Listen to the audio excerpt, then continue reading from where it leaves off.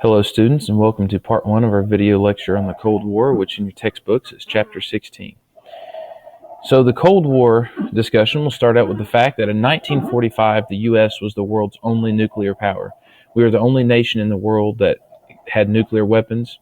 We are still today, even today, the only nation in the world to ever use them in combat when we used them twice on Japan to end World War II. However, in 1949, the Soviets shocked the world when they developed and detonated their own atomic bomb. Now, it was predicted that the Soviets shouldn't have had that technology for about 20 more years.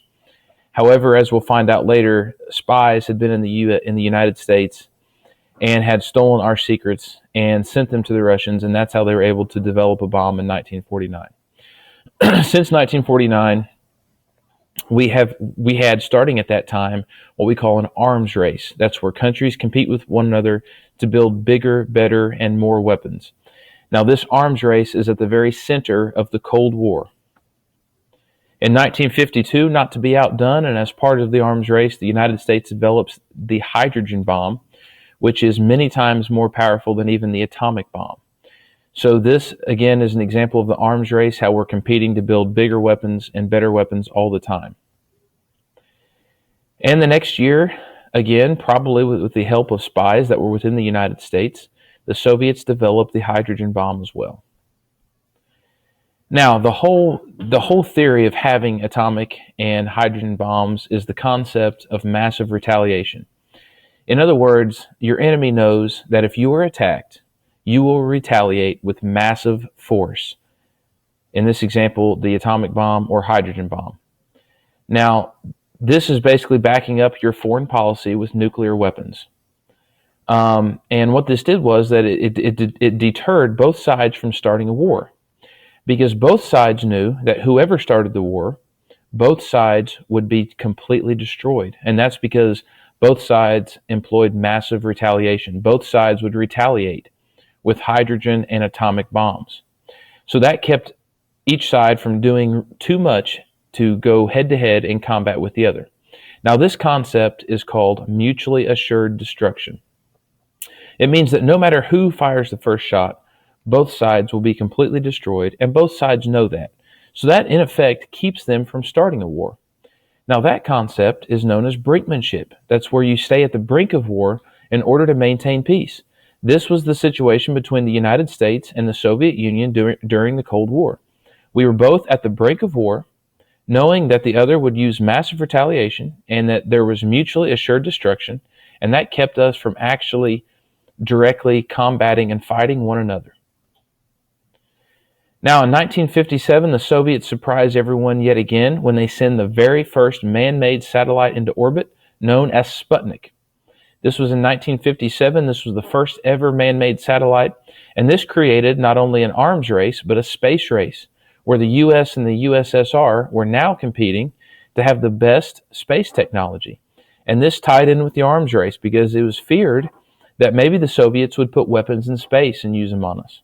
Now, this made Americans fear that we were falling behind the Soviets, and it caused the government to do a lot of things to increase and to improve our math and science programs in United States schools. Now, moving back a little bit, we're going to go to 1945. At the very end of World War II, the Big Three, FDR, Churchill, and Stalin, met in Yalta to discuss what Europe would look like after the war. Some things they agreed upon is, number one, that there should be a United Nations, an organization much like the League of Nations that would come together and solve problems and try to prevent war.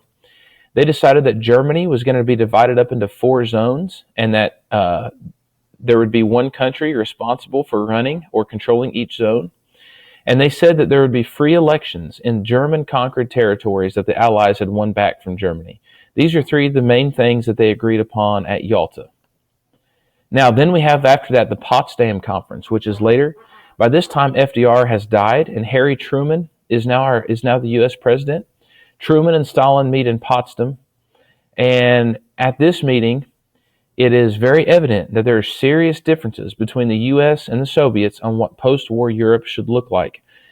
In short, the Soviets didn't want to give up a lot of the land that they had taken back from Germany, especially in Eastern Europe, And we also had different ideas on what Europe should look like as far as governments and the rebuilding of Europe and so forth. Now, at the Potsdam Conference, the Soviets, Stalin, had promised to let the Eastern European countries, the countries that border the Soviet Union, that border Russia, hold free elections. Shortly after that, Stalin reneged on this promise. He did not let them hold free elections. In fact, he put in communist governments in all of these countries and, in effect, took control of them. They became known as satellite states. In other words, they were satellites of Russia, of the Soviets. They were technically their own country, but they were under Soviet control. What this did was provide a buffer between Russia and Europe, because Russia had been attacked twice in the last 30 years by the Europeans. That ends the first section of our discussion. Thank you very much.